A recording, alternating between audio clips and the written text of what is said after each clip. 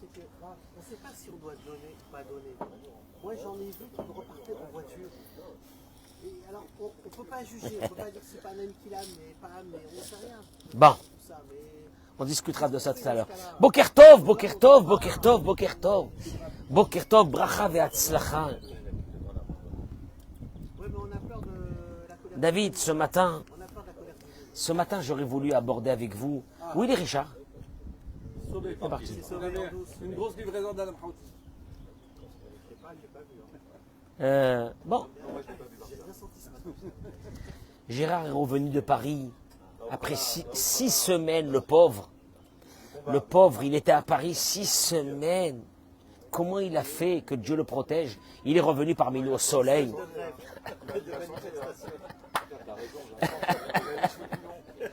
Il est revenu.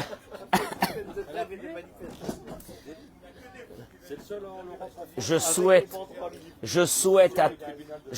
à tous nos frères et nos sœurs de venir un jour habiter à côté, ici avec nous. Je vous dis la vérité, ça fait 7 ans, c'est 7 ans de bonheur que j'ai vécu dans ma vie depuis que je suis arrivé dans ce pays. Toda Rabba Kadosh Baruch, Toda Kadosh Baruch, 320 jours de soleil. Je vous en supplie. Bon, après c'est difficile, il faut venir, il faut se préparer et tout, mais venez, venez. Si vous avez la possibilité de venir, venez. N'attendez pas la retraite. N'attendez pas la retraite, ce mot il m'angoisse, la retraite. Il m'angoisse ce mot de la retraite. Venez, venez avant, venez, venez, venez. Regardez ce qu'on va passer aujourd'hui, c'est énorme. Alors, entre-temps, j'accueille mes amis sur les réseaux sociaux parce que je voudrais parler ce matin d'une chose qui me touche personnellement. Excusez-moi que je vais être, entre guillemets, un peu virulent. Il y a certains qui encore aujourd'hui pensent que je suis quelqu'un de très nerveux, sauf que ma communauté ici, depuis 7 ans, ne m'a jamais vu en colère. C'est énorme. J'ai l'air très nerveux quand je parle. Non, une seconde. Non mais Hervé, il y a des gens qui disent, oh là là, il part au quart du tour. Je voudrais vous dire, depuis 7 ans, personne ici ne m'a vu me mettre en colère une fois. Donc c'est pas de la colère, c'est de la passion, c'est l'envie, c'est l'ambition de voir des êtres humains, des hommes et des femmes vivre normalement. Et je voudrais vous dire une chose ce matin, parce que je gère énormément de couples. Et Eric, je me suis posé une question. Est-ce que être marié égale souffrir? Est-ce que être marié égale souffrir? Je dis ça aux hommes et aux femmes. Est-ce que... Et voilà. Ça fait partie du package. Et je suis désolé de vous le dire, le mariage n'avait aucune ambition de nous faire souffrir. C'est juste qu'il y a un dérèglement, que je voudrais parler de ce dérèglement ce matin. Je répète encore une fois. Oui, t'as raison. Je répète encore, on est tous à la recherche d'un bonheur, on est tous à la recherche d'une vie tranquille. Je voudrais dire à ces hommes et ces femmes qui souffrent, parce qu'ils sont mariés, et on a l'impression qu'un mariage, c'est la souffrance. Et je le dis à chaque couple que je reçois ici, le mariage, c'est une association de 2 associés. Les 2 associés, quand ils s'assoient dans un bureau, c'est pour que chacun trouve son compte. Parce que si l'un des 2 associés, à un moment donné, il dit « je trouve pas mon compte », qu'est-ce qu'il fait? Il s'en va. Et l'autre associé, Eric, pour ne pas qu'il s'en aille, qu'est-ce qu'il fait? Il fait des concessions. David, il fait des concessions parce qu'il a besoin de son associé. Parce que son associé lui apporte un chiffre d'affaires. Qu'est-ce qu'il fait? Il fait des concessions. Et quand il fait ses concessions, il ne se sent pas victime d'avoir fait ses concessions. Mais c'est rentable pour lui. Et je me pose une vraie question. Il y a beaucoup de personnes qu'après 1 an, 2 ans, 3 ans de mariage, et voire plus, s'imaginent que l'autre est une chose, il vaut rien, et qu'on peut faire de lui ce qu'on veut. Et je voudrais parler de ça ce matin parce que c'est une mitzvah de la Torah de cette semaine. Je rappelle une chose fondamentale. Un mariage ne peut tenir. Un mariage, tu sais, quand tu vois ces mariés, ils se marient, mariage à 500 000, à 1 million. Vous pensez qu'un mariage à 1 million, c'est ce qui va vous amener le bonheur? Un mariage à 1 million, un mariage à 10 000. Peut-être que le mariage à 10 000 marchera beaucoup mieux. Vous savez pourquoi? Parce qu'il y a deux personnes qui ont compris une chose fondamentale. Qu'un mariage, c'est le projet que deux personnes qui sont venues avec des problèmes à eux, avec des choses qui ne vont pas dans leur tête, ils devront se débarrasser de ces choses pour rendre heureux la personne qui est en face. Vous savez, j'ai l'impression des fois de dire que on sait que le serpent, toutes les quelques années, il se débarrasse de sa peau. Si tu n'arrives pas à te débarrasser de ta peau pour changer, je répète, mais de façon claire, ton mariage est voué à l'échec. J'ai eu quelques directeurs d'école qui me disaient qu'on est confronté aujourd'hui, dans les écoles, à 30%, à 40% d'enfants de parents divorcés. Je me souviens quand j'ai commencé, moi, à travailler dans les écoles il y a 25 ans, il y avait un enfant par classe. Un. Et cet enfant, on le chouchoutait parce qu'il vivait un drame. Et aujourd'hui, ce drame s'est démocratisé pour devenir une horreur. Ben, c'est une forme de vie. Je répète, le mariage, c'est une association de deux personnes. Si l'un des deux ne trouve pas son compte, il partira. Et il doit partir. Et il part. Il n'a pas à subir un mariage. On n'a pas à subir un fou ou une folle à côté de nous. On n'a pas à subir des personnes déséquilibrées à côté de nous. Et je supplie les déséquilibrés, ne vous mariez pas. J'ai l'habitude combien de fois de rentrer dans des choupotes. Vous savez ce qu'une choupa, elle me donne comme sentiment? L'angoisse. Je me dis comment ils vont gérer ça? Comment ils vont gérer ça? Combien de sagesse, combien de patience, combien de force, combien de pleurs, pour qu'un jour, on va retrouver, s'ils sont intelligents, un couple heureux. Mais je répète, le mariage a une seule fonction, c'est s'investir pour l'autre. Je le dis ça aux hommes et aux femmes, pour s'investir pour l'autre. Traduction des mots, t'en associé. Il n'est pas heureux, t'es dans l'échec, madame. Ton mari n'est pas heureux, t'es dans l'échec. Oh, je suis dans l'échec. Ta femme n'est pas heureuse, t'es dans l'échec. Partagez-moi ce cours, partagez-le en masse. Parce que je me suis réveillé hier matin en lisant une mitzvah de la paracha de cette semaine. Dans paracha de Behar, la Torah nous dit Velo tonu ishet amito. Vous n'avez pas le droit de faire souffrir l'un à l'autre. Il y a une mitzvah dans la Torah, Hervé. Tu n'as pas le droit de faire souffrir quelqu'un. Pas tu fais souffrir ton mari. Tu dis c'est mon mari, je fais ce que je veux. T'es folle? Mais t'es folle? Dieu il te dit, écoute-moi bien, à partir d'aujourd'hui, je vais m'occuper de toi. Un mari qui fait souffrir sa femme. Mais c'est ma femme. C'est ma femme. C'est ta femme? Tu vas le payer cher. D'abord, pour l'homme, je vous dis une chose. Le tsinor, le tuyau de la parnassa, le tuyau de la bracha, le tuyau du bonheur dans la maison vient par la femme. Tu fermes ce tuyau, tu vas payer cher. T'inquiète pas. Un beau matin, ton carnet de clients, il n'existe plus. Et tu sais même pas pourquoi. Ta femme, oui, ça là, cette femme-là. L'otonu Ishet Amito. Il y a une interdiction dans la Torah de faire souffrir la personne qui est en face de toi. Rashi, alors toi tu dis oui, mais est-ce que c'est vrai ce qu'il dit le Rav Cohen? Rashi,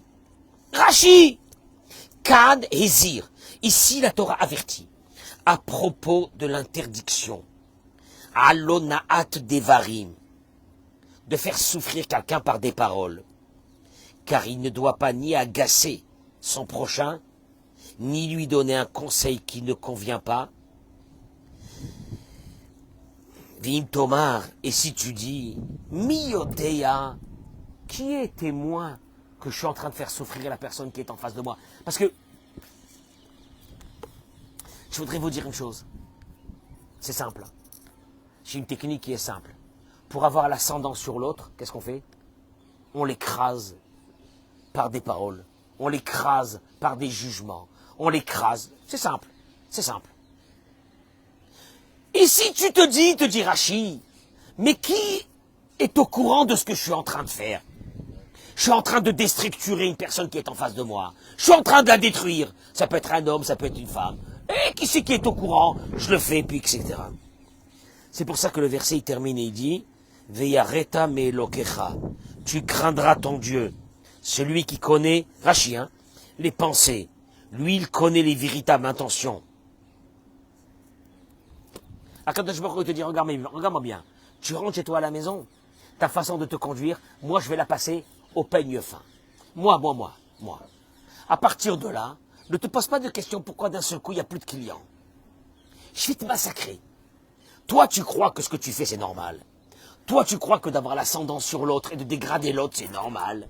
Toi, tu crois que de dire à ton mari, t'es un tocard, t'es un ci, t'es un là, t'es un vaurien, je te veux pas, je vais te divorcer, je vais être ci, je vais être là, c'est normal. Quoi? Parce que t'es marié, tu as le droit de faire souffrir l'autre? Veyareta me lokecha.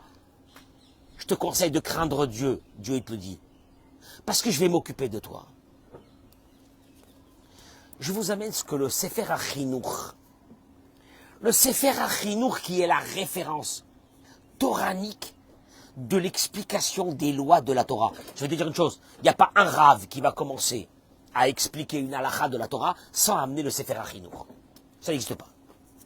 Le Sefer HaChinuch, il dit, Shelo, c'est quoi cette mitzvah-là? Lotonu ishet amito, vous n'avez pas le droit de faire souffrir l'un l'autre. Il dit le Sefer HaChinuch, Gérard, Shelo leonot echad misrael bidvarim, on a une interdiction de faire souffrir quelqu'un par des paroles. Quel omar? C'est-à-dire, Shelo nomar, qu'on n'a pas le droit de dire à l'autre, dvarim shiach ivuhum, des paroles qui vont lui faire mal, veyetzaeruhum, et qui vont le faire souffrir. Ah, j'ai réussi. Je lui ai dit une parole, je l'ai tué. J'ai kiffé. Je l'ai démonté. Alors que lui, il n'a pas la force de te répondre. Alors, il ramène ici que nos sages disent, par exemple, comment? Si c'est un Baal Tchouva, quelqu'un qui a fait tes Tchouva, ne lui dis pas, pour que tu te prends. Toi, il y a quelques années, je me rappelle comment tu étais, tu as fait telle et telle bêtise. Tu n'as pas le droit de dire ça à quelqu'un. Ça s'appelle dégrader quelqu'un. Ça s'appelle faire souffrir quelqu'un. Shoresh mitzvazo. Écoutez-moi bien, mesdames et messieurs, et partagez ce cours. La racine de cette mitzvah. Parce qu'il y a beaucoup d'hommes qui pensent que d'écraser leur femme, c'est normal. Ah, c'est ma femme. C'est ma. Elle t'appartient? C'est une associée. Elle ne t'appartient pas. Il y a beaucoup de femmes qui pensent que leur mari, mais on fait de ce qu'on veut. C'est un associé. C'est un associé. Maintenant, moi, je rappelle, à l'époque, on avait la force de supporter cette association. Aujourd'hui, on est une génération qui n'a plus la force. Et je voudrais dire à tous ces mamans qui ont des petits-enfants, à tous ces hommes qui ont des petits-enfants, des enfants qui sont encore petits, vous allez terminer votre couple très bientôt. Je rappelle, c'est un phénomène qui dépasse l'entendement. Dans notre communauté à nous, on est aujourd'hui entre 30 et 40% de divorces. Je vous pose une vraie question. Vous allez marier vos enfants? Bezrat Hashem, je vous plains. Quelle angoisse. C'est gentil ça. Quelle angoisse. Je vous plains. Je vous plains. Je vous plains. Je vous plains. Quelle angoisse. Vous savez même pas ce que c'est. Vous savez pourquoi? Vous savez pourquoi? Vous savez pourquoi? Parce qu'on est face à une génération qui n'a plus la force de supporter. À moins qu'un garçon et une fille avant le mariage, ils font un contrat d'association. Peut-être qu'il sera un contrat virtuel, mais un contrat d'association. Je sous-signais monsieur tel et tel de ne jamais te faire souffrir, de ne jamais te dégrader, de ne jamais avoir une parole dégradante. Quoi? Parce que tu t'es marié avec ce type-là, tu peux faire ce que tu veux. Je peux te poser une question à toi, mademoiselle? Quand tu t'es marié avec lui, madame, hein? Comment c'était? Ah. Mais il a beaucoup changé. Hein. Il a beaucoup changé. Non, deux secondes. Il n'a pas changé, c'était le même. C'était le même. Toi, tu t'es marié avec une femme. Pourquoi tu t'es marié avec elle? Par obligation? Non. Tu l'as kiffé? Oui. Qu'est-ce qui s'est passé après? Elle a changé. Elle n'a pas changé, c'est la même. Je la connaissais pas. Non. Eric, tu veux que je te dise une chose? Aujourd'hui, je m'assois avec un couple en 3 minutes. 3 minutes. Je peux te dire à peu près c'est quoi le caractère de la femme, et en 3 minutes, je peux te dire c'est quoi le caractère de l'homme. À la différence que quand tu rencontres une femme et que tu es amoureux, tu vois que ce qui est bien chez elle. Quand tu as rencontré ton mari, tu vois que ce qui est bien. Mais personne n'a changé, c'est les mêmes. C'est les mêmes. Personne ne change, c'est les mêmes. Et là, un beau matin, tu te lèves et tu commences à dégrader l'autre. T'es une moi que rien. C'est moi qui te nourris. T'es une tocard. Tu vaux rien. Et Akadosh Baruch Hu, il te dit, je vais te tuer. La femme qui dit à son mari, mais qu'est-ce que tu veux de moi? Mais dégage d'ici. Mais va-t'en. Je te supporte pas, ni toi, ni tes parents. Elle fait un package. Ni toi, ni tes parents. Et Dieu dit à cette femme-là, tu es en train de faire souffrir un mari, parce que tu penses que c'est normal, parce que c'est ton mari. Je vais te dire une chose, tu vas le payer très cher. Shoresh mitzvazo, Yedora, il dit, la racine de cette mitzvah, de faire attention, quand tu parles à quelqu'un, de ne pas le dégrader, la tête shalom ben abriot. Je vais te dire une chose, il te dit Dieu, si je veux résider dans un endroit, c'est un endroit calme. Une maison où il y a le balagan, je ne vais pas résider à l'intérieur. Tu peux monter, tu peux descendre, tu peux mettre tes tefilines, tu peux mettre ton talit, tu peux faire ce que tu veux. Je ne résiderai pas dans cette maison. Vegadol shalom, grand est cette paix. Chez Boa bracha metsuya baolam, car cette paix amène toutes les bénédictions de santé, de zivoug, de parnassa, de tranquillité, de prospérité, de joie. Mais il faut une seule chose, il te dit, je t'en supplie, le shalom, le shalom. Vekasha machloket.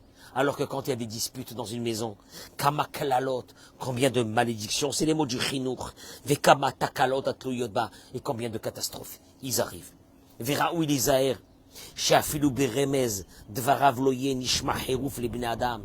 même par des allusions, tu n'as pas le droit de blesser quelqu'un. Des fois, par une allusion qu'on fait à quelqu'un, bon, il y a ici une blessure, qui a Toraïk Pidarbe, Beonad, Varim, car Dieu fait très attention à une chose. Tu sais quel est le souci de Dieu? Le bien-être de chacun. Si toi, par ta façon de te conduire, quelqu'un vit mal sa vie, il est malheureux ou elle est malheureuse, Dieu il te dit, mais tu sais pas ce que tu fais là maintenant. Toute ma vie, je la donne. Il dit Dieu pour le bien-être des gens. Toi, tu es en train de rendre malheureux quelqu'un, c'est-à-dire toi tu te mets en guerre contre moi. Tu te mets en guerre contre moi. Noeget mitzvazo, cette mitzvah existe. Bechol makom, dans tout endroit. Bechol zman.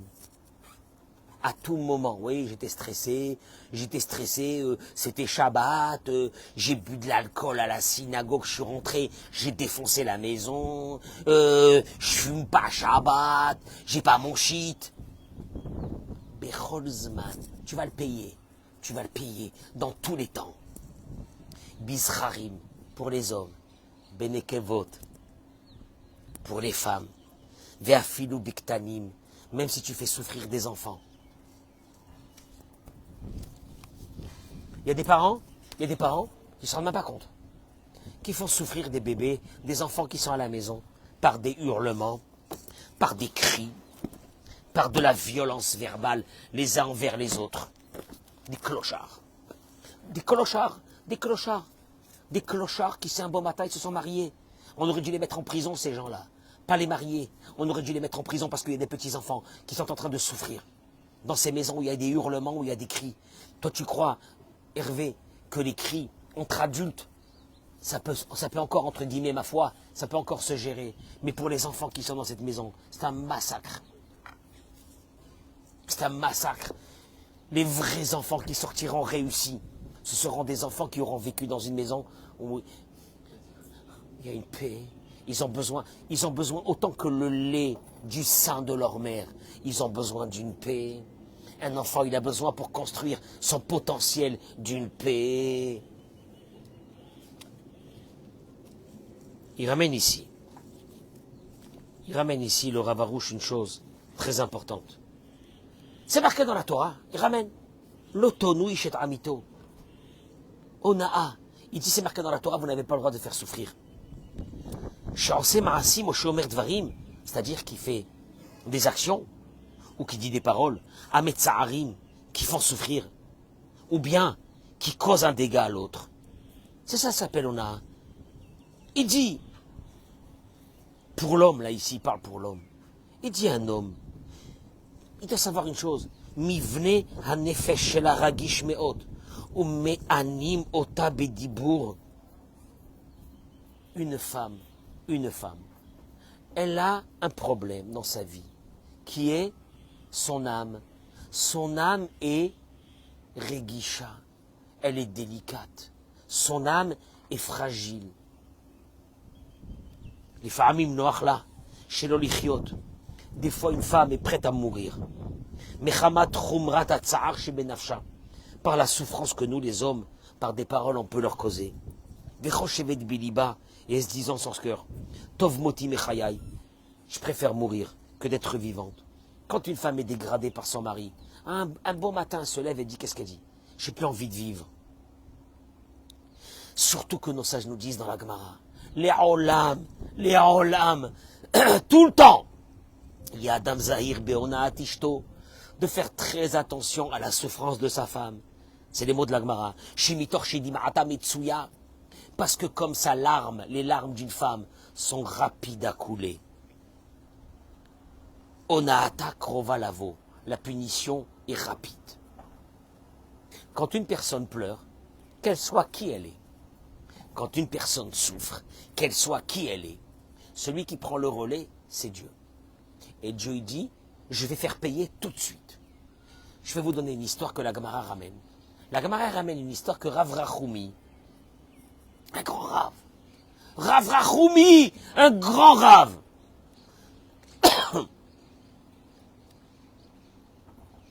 Avait l'habitude, il était encore jeune, d'aller à la yeshiva et de rester là-bas à la yeshiva toute l'année.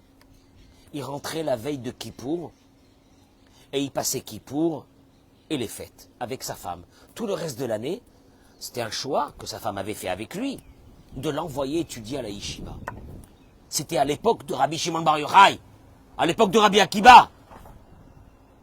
La Gemara raconte qu'un jour, la veille de Kippour, Rav Rachoumi est resté plongé dans son étude et il ne s'est pas rendu compte que c'était la veille de Kippour. Le temps qu'il se rend compte, c'était trop tard, il ne pouvait pas retourner chez lui, dans sa maison qui était à quelques dizaines de kilomètres. Sa femme, qui l'attend, ça fait presque un an qu'il n'était pas là. Je ne sais pas comment il faisait à l'époque. La Gemara raconte qu'elle s'est mise à pleurer qu'il n'ait pas une larme, que son mari apparemment ne viendra pas. La Gemara raconte que le toit du Beth Midrash, de la maison d'études où il était Rav Rachoumi, est tombé sur lui, il l'a tué sur place. C'est les mots de la Gemara. Ça, c'est dans la Gemara. Tu connais la Gemara? Tu étudies la Gemara? On étudie la Gemara tous les jours? C'est ça. Il vient le Rav Chaim Shmulevitz et il dit, il y a quelque chose qui ne va pas. Elle aime son mari. Maintenant, son mari est mort. Je veux dire, en quoi ça l'a arrangé? Ça lui a rien arrangé, maintenant elle est devenue veuve. Qu'est-ce que Dieu a fait? Et le Rav Chaim Shmulevitz dit, il y a une chose qui s'appelle la souffrance de l'être humain.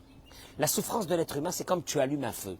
Quand tu allumes un feu, Hervé, le feu peut brûler celui qui a allumé le feu, comme brûler d'autres personnes. Tu me suis ce que je suis en train de dire? Est-ce que tu peux dire à un feu que tu allumes, je ne comprends pas pourquoi tu veux me brûler? D'un seul coup, il y a un vent qui arrive et qui ramène que ce feu que tu as allumé dans un endroit, le feu est en train de te menacer à toi. Est-ce que tu peux dire à ce feu pourquoi tu veux me brûler? Quand tu allumes un feu, qu'est-ce qu'il fait le feu? Il brûle tout le monde. Sans distraction. Sans distraction. Et il dit, le Rav Chaim Shmulevitz, c'est vrai que cette femme, elle a perdu son mari. Mais le concept, il n'est pas là. Quand une personne souffre, Dieu dit, je brûle tout le monde. Nous, on doit faire attention. Quand on est marié, à une chose, que la personne qui est en face de nous ne doit pas souffrir. Maintenant, je voudrais parler aux femmes et leur dire une chose. Vous savez, mesdames, vu que vous êtes marié avec quelqu'un qui est complètement différent de vous, diamétralement opposé, je répète, tous les garçons et les filles qui pensent qu'ils se sont mariés avec quelqu'un qui leur ressemblait, c'est du mytho. Une femme ne peut pas te ressembler. Elle vient d'une autre planète. Un homme ne peut pas te ressembler. Il vient d'une autre planète. Vous savez, je vais vous dire une chose. On peut faire des miracles. Vous savez avec quoi? Avec du respect. Quand tu respectes quelqu'un, il a envie de t'écouter. Avec de la patience. De la patience. Je dis aux femmes de la patience. De l'intelligence.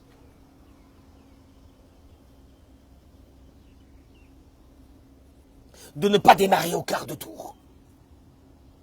De faire attention que vous, mesdames, vous avez ce qu'on appelle le regesh, les sentiments qui explosent. Les hommes, c'est cérébral. Les femmes, c'est quoi? Comment on dit le regesh? Hein? L'émotion. L'homme, c'est cérébral. Il est froid. La femme, c'est l'émotion. Mesdames, comprenez que vous avez en face de vous quelqu'un. N'essayez pas de le dresser, c'est pas un animal de compagnie. Alors comment je fais avec quelqu'un qui est froid? Discussion, parole dans les moments qu'il faut. Respect, respect, respect. Je vais vous dire une chose, un homme qui est respecté, c'est un homme qui a envie de faire le respect. Je dis aux hommes, vous avez en face de vous un volcan émotionnel, c'est la femme. Elle crie, laisse-la crier. Ça va se calmer. Elle t'a dit des mots. Sous le coup de l'émotion. Doucement, doucement. Mais en vérité, Samuel, je vais te dire une chose. Celui qui a pris conscience qu'il s'est marié avec quelqu'un qui vient d'une autre planète, qu'est-ce qu'il fait? Il s'adapte. Tout le problème, pourquoi on ne s'adapte pas? Parce qu'on pense que l'autre devrait nous ressembler. Et s'il ne nous ressemble pas, c'est qu'on a foiré notre mariage. Non! Il ne te ressemble pas. Maintenant, à toi de réfléchir. Comment tu peux faire pour diriger, pas imposer, on n'impose pas un associé. David, Hervé, on n'impose pas un associé. Quand on veut d'un associé quelque chose, qu'est-ce qu'on fait?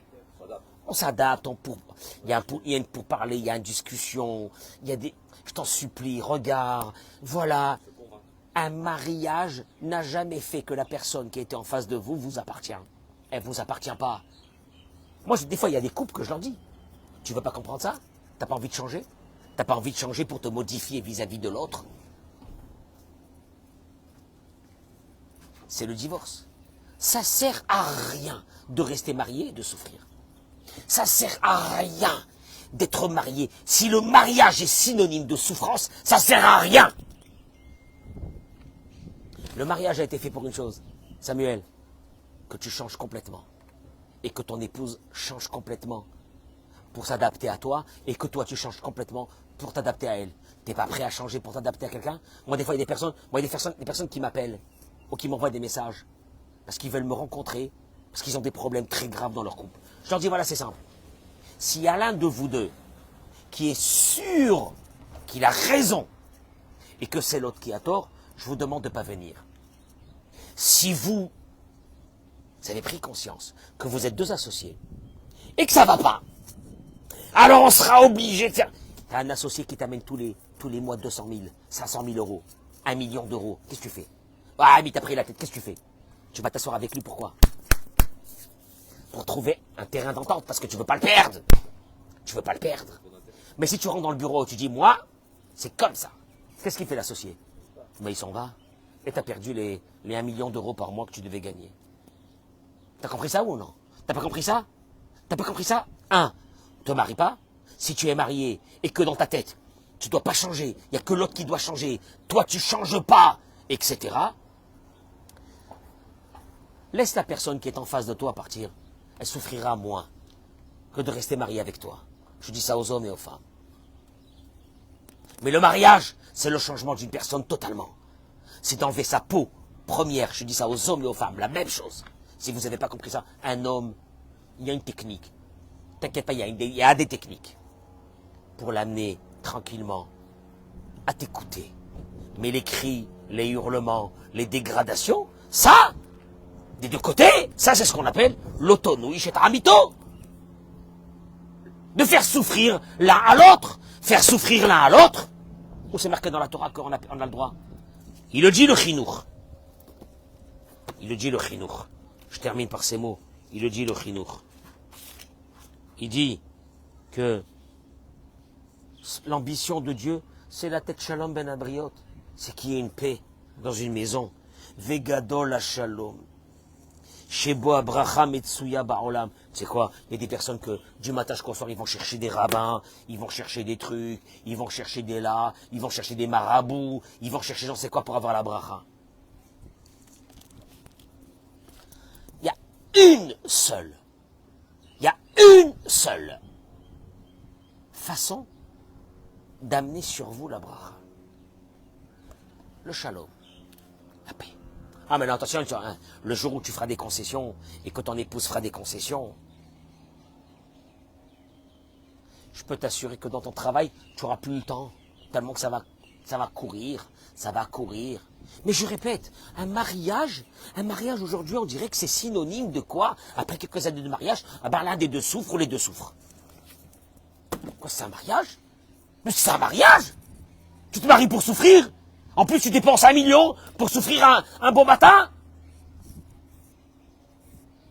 Parce que t'as cru que quoi? T'as cru que tu t'es marié avec quelqu'un qui te convenait? Elle te convenait physiquement. Mais c'est tout. Mais tout le reste, elle te convient pas du tout. C'est elle qui devra changer et toi, tu devras changer. T'as pas compris ça, next? Te marie pas, reste célibataire. Tu feras du bien à l'humanité entière. Tu n'es pas prêt à changer. Aval. Que le jour où tu es marié, tu penses que tu as le droit de faire souffrir la personne qui est en face de toi parce que tu lui donnes à manger? Mais t'es un malade! Mazé, j'ai des appels tous les jours. Je peux plus. Je vais mourir. C'est la guerre ou c'est le bonheur? Ça aurait dû être le bonheur, je suis désolé. C'est la guerre parce que on est face à des êtres humains qui n'ont jamais entendu que le mariage avait été fait pour se débarrasser de son ancienne peau et faire sortir une nouvelle peau.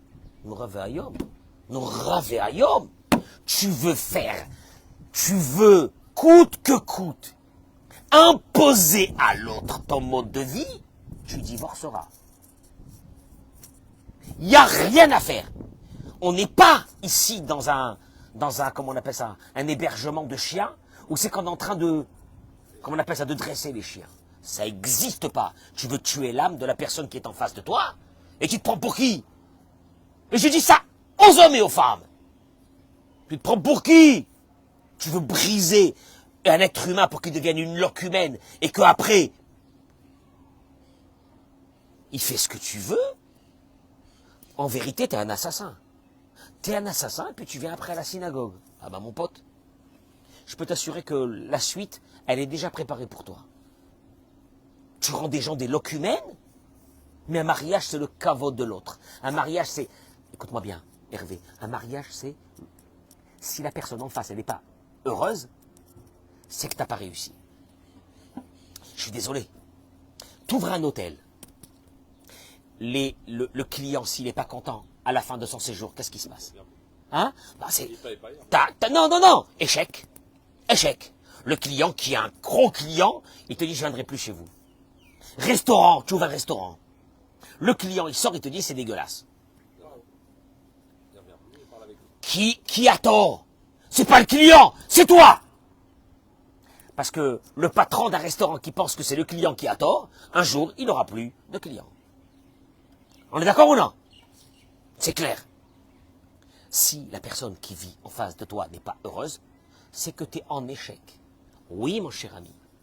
Alors on s'assoit et on discute. Comme des êtres humains normaux.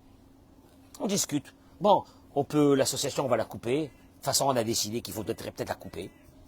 Viens, on essaye de faire quelque chose pour ne pas la couper. On appelle ça un mariage réussi. Viens, on va essayer chacun de faire. Qu'est-ce qui ne te plaît pas chez moi? Qu'est-ce que tu voudrais que je change?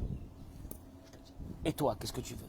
Alors, et puis il y a les abrutis finis, c'est ceux qui se marient, je les adore ceux-là, et qui divorcent. En pensant que c'est l'autre qui avait un problème. Puis maman, ils se remarient. Et ils vont redivorcer puisqu'ils n'ont pas changé. Ils pensent que c'est eux qui ont raison et que l'autre a tort. Et puis, ils vont se remarier, ils vont divorcer. Et dans la foulée, maman, ils ont fait des enfants de chaque Shema Israël, que Dieu les protège. Ils ont fait des enfants. Tu sais, comme tu fais des choux-fleurs, ils ont fait des enfants. Je connais des personnes qui m'ont dit, j'étais marié 3 fois, j'ai des enfants de... j'ai des enfants de 3. C'est une vie, ça? C'est une vie, ça? C'est une vie de sauvage. On a donné un nom à ça. Hein. Oh, ben on est dans le monde moderne, hein. C'est la vie aujourd'hui, actuellement. Hein. C'est comme ça aujourd'hui. Clochards. C'est des clochards qui ont donné des mots. Alors que la vraie vie d'un mariage, c'était de ne pas faire souffrir l'autre. C'était que l'autre soit heureux. Réfléchissez à ça et partagez-moi ce cours, s'il vous plaît. Merci beaucoup. Bracha ve'atzlacha.